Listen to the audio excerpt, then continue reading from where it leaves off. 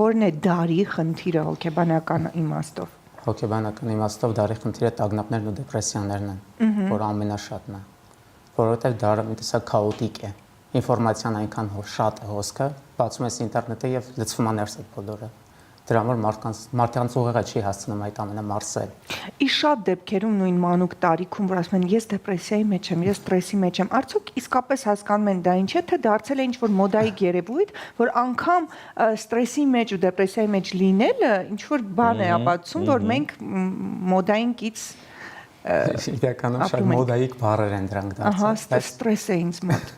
Ստրես բոլորս ենք ապրում, հիմա մենք էլ ենք ստրեսի մեջ։ Միջավայրից առը գնացինք ստրեսը, դուրս եկանք ինչ-որտեղ մեր օրգանիզմի համար։ Դե կյանքը բախումների շղթա է, հա, ամեն վարքյան ինչ-որ բան ես բախվում, որից հետո արդեն սկսում է այդ կողմով շարժումը, հա։ Իսկ ինչ եք փնտրում ներսում դուք։ Ինքս ինձ սկզբում։ Իսկ գրքի ներսում։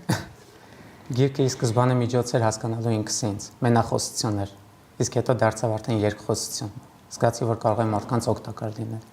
որովհետև առանձին հատվածներ գցումի եւ արձագանքները լսելով հասկացա, որ կարող եմ կիսվել նրանց հետ։ Այս գրքում ամեն մարդ կարող է գտնել իր համար օգտակար բաներ։ Ես անշուշտ կարդալու եմ փնտրիչ ներսումը, արդեն ողջավորված եմ, որտեվ ինձ իսկապես հետաքրքիր է։